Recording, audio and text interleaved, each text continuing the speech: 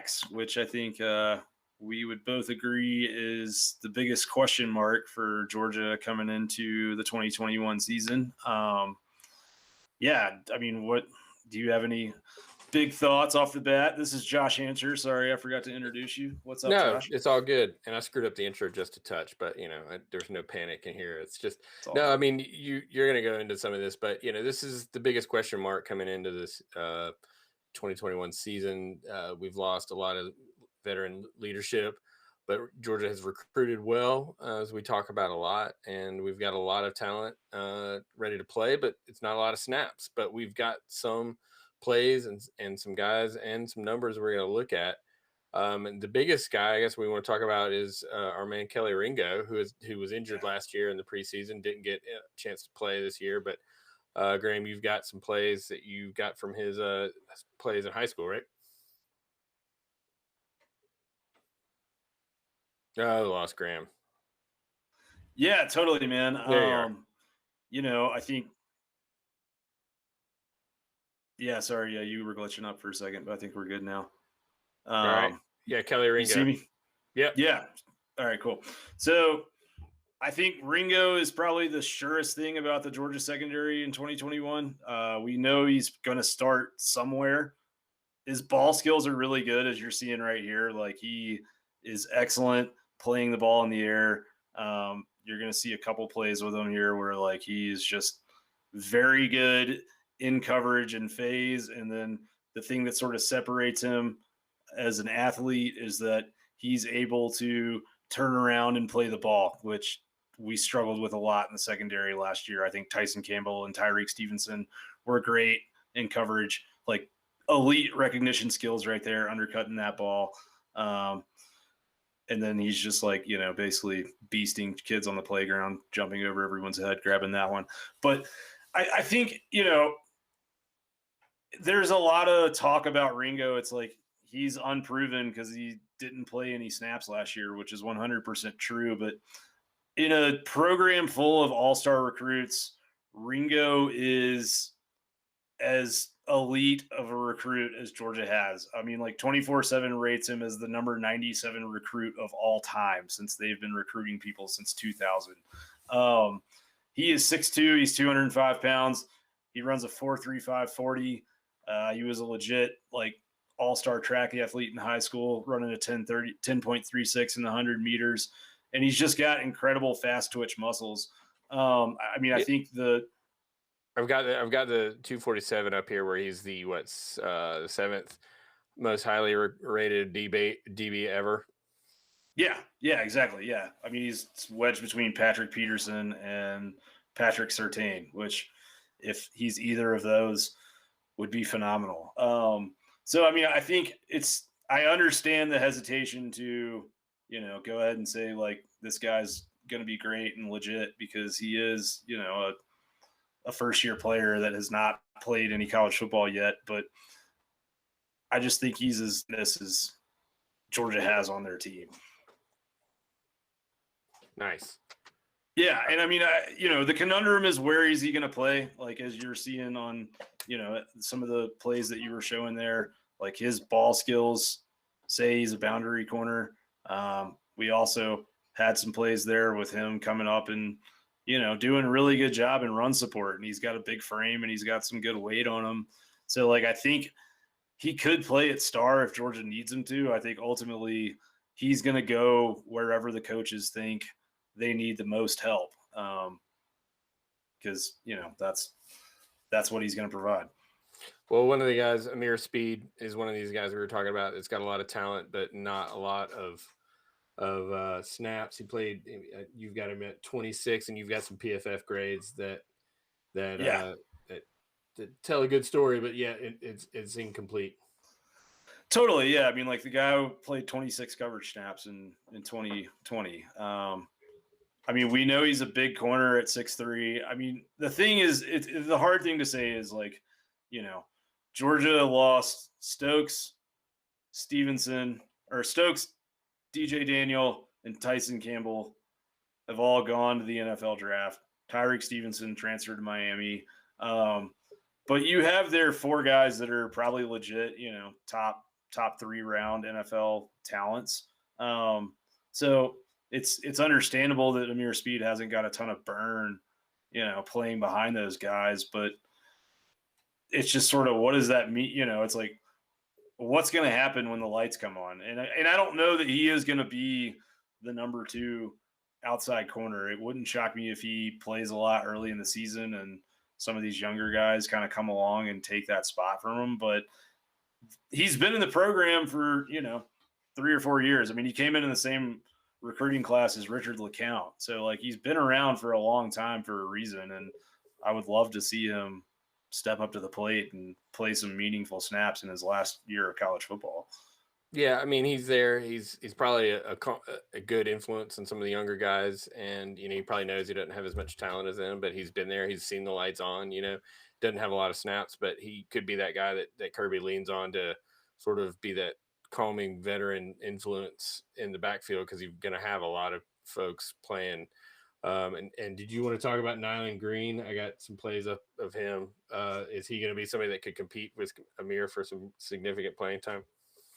Yeah, I mean, he's, again, never played college football. We're looking at high school tape here. I mean, I think that's the cool thing about the format that we have here, is we can actually show people some of these players that they haven't seen in a Georgia uniform yet. Kirby Smart likes recruiting big corners. He's 6'2", and he plays. I mean, like, this play right here coming up in run support tells me that he could be an interchangeable piece and maybe be the guy that takes Tyreek Stevenson's place in the star position. But it just depends, sort of how quickly he can learn the playbook.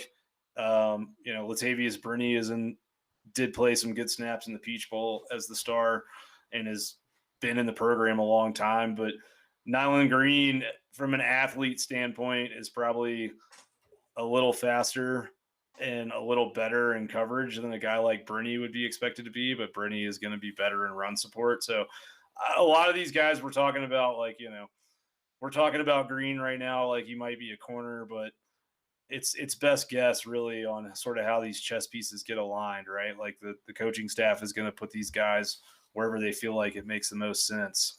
So it'll be interesting to see. Yeah, and Lewis Seen's one of those guys that did get a lot of good playing time last year. And let me pull up his PFF grades, because he played like 9 games, I think.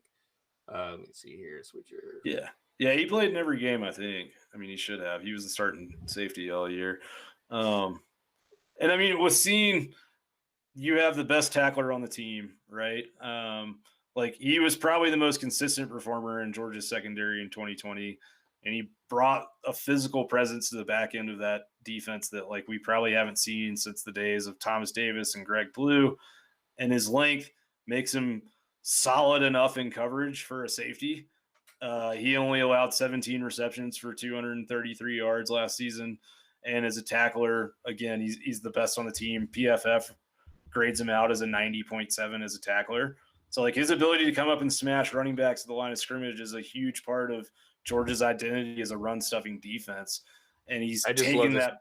I love this play in Missouri. It just comes out just like a shot out of a cannon. And we even talked about this or one of our other shows. But closing speed's awesome. He's clearly got eyes for the ball and just big hitter. No, yeah, we said last year that Lewis Seen was the official defensive back of this show, and I think he actually liked one of our little video clips that we did on him at one point. So we love you if you're watching this, Lewis. But he's taken up that baton as the organizational leader on the defense that sort of LeCount was at the start of last season. LeCount goes out with an injury, and then the Florida game, you saw a lot of disorganization by Georgia's back end. And after that, you saw Seen directing a lot of traffic and getting guys lined up. And, like, I think that's what Georgia needs him to be. The question is that even though his body is more strong safety, is there a chance that he kind of moves over to LeCount's spot at free safety because of those organizational skills, kind of like being that quarterback of the secondary, so to speak. So we'll see what happens there. But, like, that's a guy you can rely on 100%. That is not a question mark. That's an exclamation point. The only kind of crappy thing about it is we might only get to watch one more year of him because there's a good chance he's going to go pro after next season. Well, I mean, that's the hallmark of a good program. I mean, Alabama constantly loses guys. Some stay, but I mean, that's what you want. You just want to reload. And just judging by, how much we're going to lose in terms of leadership, but look at all these guys that are ready to come up and play. I mean, it's just, these are the guys that we were, crossing our fingers that we would get on early signing day, and we got them. And now it's their time to shine. So everyone's got eyes on the offense, but the defense is unproven, but it's got a lot of talent. It could be really, really good. Yeah, 100%. And it's like, you're right. Recruiting matters. This is why, we pay attention to it. This is why Kirby Smart and his staff make it a priority to bring these guys in.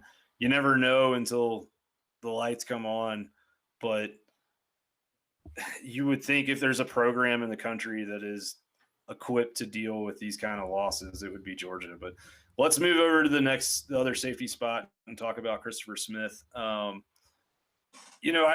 feel like Smith is kind of a little bit of like an unheralded guy that, we don't really talk about, but he quietly played a lot of snaps for Georgia last year and did a really good job. This is a early in the game stop, but he had a big stop later in the game too. It's kind of like we talked about seeing, just, shot out of a cannon and found the ball carrier and took him down. Yeah. And I mean, Smith has the coverage skills of a defensive back, but he's playing safety. Again, it's one of those chess piece things. Like, it wouldn't shock me to see him maybe move around to a different position. Cause like, really, I would love to see him line up maybe at the other outside corner spot opposite of Ringo, and someone like Major Burns or one of these younger guys, like, prove they're equipped to start at the other safety spot because his body type probably fits that mold better. But I mean, he did a really good job like last year for Georgia. I mean, he gave up 4 receptions and played in every single game. The guy he was covering was only targeted 8 times, which tells you that he was doing a damn good job in coverage. He's not going to make as many like of those kind of all-star plays that LeCount made when he was at safety. Like, he's not going to gamble like Richard did either, though. So I think maybe a little bit less like boom or bust, but a higher floor of play to play. Yeah, I mean, we've heard Havoc, for the last couple of years. But, Havoc can lead to, over pursuit or making the decision quickly, but the wrong one and getting beat over the top. If you're making, if you got your eyes in the backfield and you break too early, it sets you up for that, our favorite play, the wheel play, is as they watch that, if you're chasing down guys in coverage and, they're just going to throw it over the top of you. So, I mean, it takes, maybe a little bit more of a reserved, mindset out of there and just make the plays you got to make and not go, get out over your skis too much. Yeah, 100%. No, that's a good way to put it. And I mean, I think the third guy in that safety group is Major Burns. I mean, we think he's probably the next guy up at either safety position right now, whether that's free safety or strong safety. The most play he got was against Florida, as you're showing here. And he's talented. Like, he played 46 snaps. He comes up there and does a good job in run support. He did have one kind of bad missed tackle in that game, but like he's a young guy, right? Like, last year, was his freshman season, his first year. I mean, like, good. Yeah, he got to play in this. He got a tackle late in that Arkansas game, which I was excited to see him. Yeah, I mean, that means he was in the shortened preseason. He was there executing and playing. So, I mean, he got a chance to play in that first game. So, I mean, he's got talent. Yeah, totally. So, I mean, I think it's going to be interesting to see if he can kind of take that next step, because the issue for Georgia right now is, like, I think between incoming freshmen and what's there, that there's enough to field a solid secondary, but what happens if 1 or 2 guys get injured and go down for stretches of time in the regular season? Like, it feels like the drop off is probably pretty big. So, like, if Burns can kind of step up and be the type of guy that, okay, this defensive back gets injured. We can move Chris Smith over to boundary corner. Burns can come in at free safety, and you're not going to miss a beat. Like, that would be huge for Georgia. So, Yeah, I mean, and it's then exciting, and I mean, they've got a lot of guys. I mean, Kirby wants to play a lot of guys out there, and I think they're, again, I keep saying it, we're losing a lot of leadership, but we got a lot of horses ready to go. So I mean, I'm keep using all these cliches, but I just feel that way because we haven't seen a lot of them.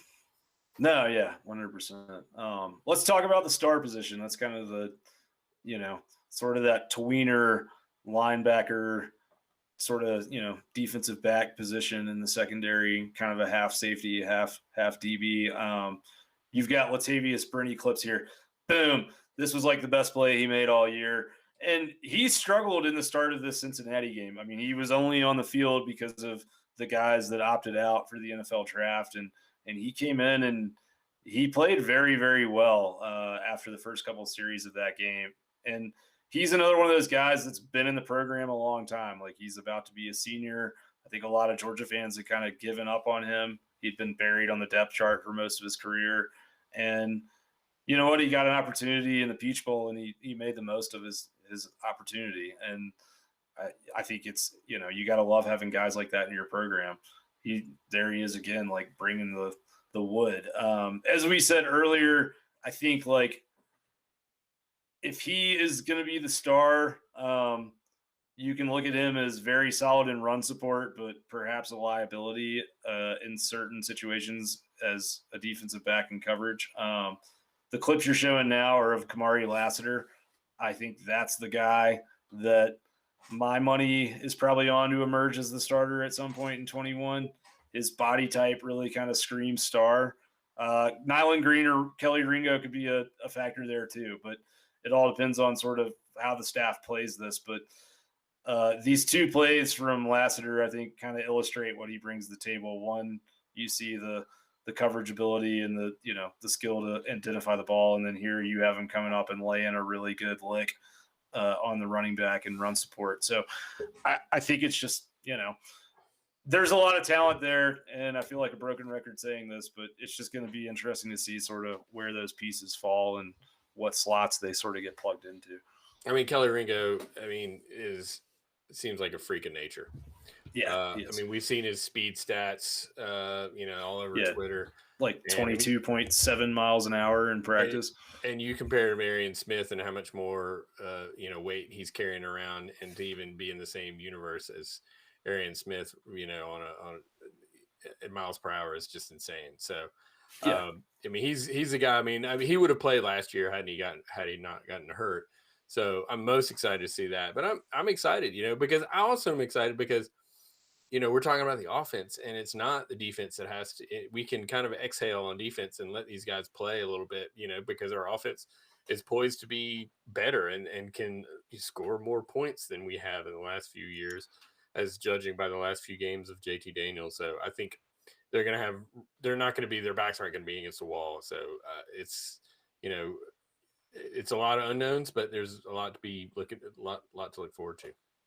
Yeah, 100%. I mean, I think the closing thought that I would sort of offer is that the secondary, you're right. Like there's a good enough offense there where they can make some mistakes. I think the question is, how many mistakes they make will probably determine whether Georgia can beat Clemson in week 1. Like if they can grow up in the off season and we can see some good progress in G-Day, maybe. I think that's going to be like the biggest thing to watch for in G-Day is how the secondary performs. Then there's a chance that, Georgia can run through Clemson, beat them and then give these guys the entirety of a SEC regular season to really kind of round into form. But it's definitely the unit to watch this offseason, like 100%. Like that's probably the difference between Georgia being, another sort of team, like having another season where maybe you go to an SEC title game and don't quite get through Bama versus maybe running undefeated through the regular season and going to the college football playoff is probably how that secondary develops. I don't keep track of the scholarship count and all that, but I guess it's not impossibly or not impossible to think there could be a grad transfer or something that portals in to help us out. Maybe some leadership there. I know we have a new defensive back coach and he did not bring in his stud defensive back from West Virginia, but I still think maybe the book's not closed on exactly what the personnel is going to be. Yeah, and I keep hearing like whispers of the same thing as well, and there's folks that kind of claim that they know something's going to happen and that some guys are going to shift around after spring. I mean, who knows? I know that we do have 3 or 4 open spots scholarship wise. I think, maybe I think it's 3. So yeah, if talent emerges, we know that Kirby Smart will never hesitate to recruit over somebody that's already on the roster. So you're saying Eric Gilbert could come? Is that what you're saying? Still, I'm not saying that. No, I don't. Yeah. I mean, honestly, I think that Gilbert at this point, like, truthfully, my perspective on him is, I hope that he gets whatever help he needs, whether that's, mentally or academically or whatever. But I don't know that football is maybe the biggest concern with him right now. It seems like there's other issues going on there. Am I glad that Georgia won't have to play against him next year? I won't pretend like I'm not, because he's a beast.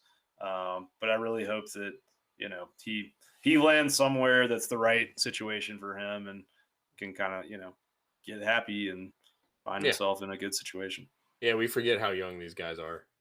Totally. He's a true freshman, and I mean, I don't know what your freshman year was like, but I was a mess. So no, it wasn't good, man. Yeah, it was a shit show for sure. Sometimes it was a fun shit show, but oftentimes it was, not. So I got to check the explicit checkbox in the podcast now. All right. So on that note, we're going to be putting these up on a podcast. So I guess if you're watching, you probably aren't going to listen to it, but we'll be pushing that a little bit. So if you don't have time to watch, we'll send you a link, or you can find our link to check these out on audio. We're going to continue working in partnership with our friends over at Chapel Bell Curve, but that's going to be a little more into the closer to the season and stuff. But please subscribe to the YouTube channel. Please retweet and like us on Twitter. And we're going to be breaking down some more of these, and we love your feedback. So let us know what you think about this one, or you've got some questions about some positions we haven't talked about yet. Maybe we can do a little research and get some numbers and some tape on those guys. That was my little plug there. But what else? Take us out of here, Graham. No, please subscribe, not prescribe, but subscribe to us on YouTube at Dawgs Sports Live, or wherever you get your podcasts, Apple, Spotify. You can find us there at Dawgs Sports Live as well. That is Josh Hancher. He is our statman / producer extraordinaire / all-around good guy. My name is Graham Coffey. You can find Josh on Twitter at dog_stats. You can find me on Twitter at dogoutwest. And if you hurry, you could become my 1,000th follower. That's right. Shout out. Come on. Let's go. Let's go. Get to the 1K. Let's do it. We also want to thank Dawgs Sports and SB Nation for letting us do this.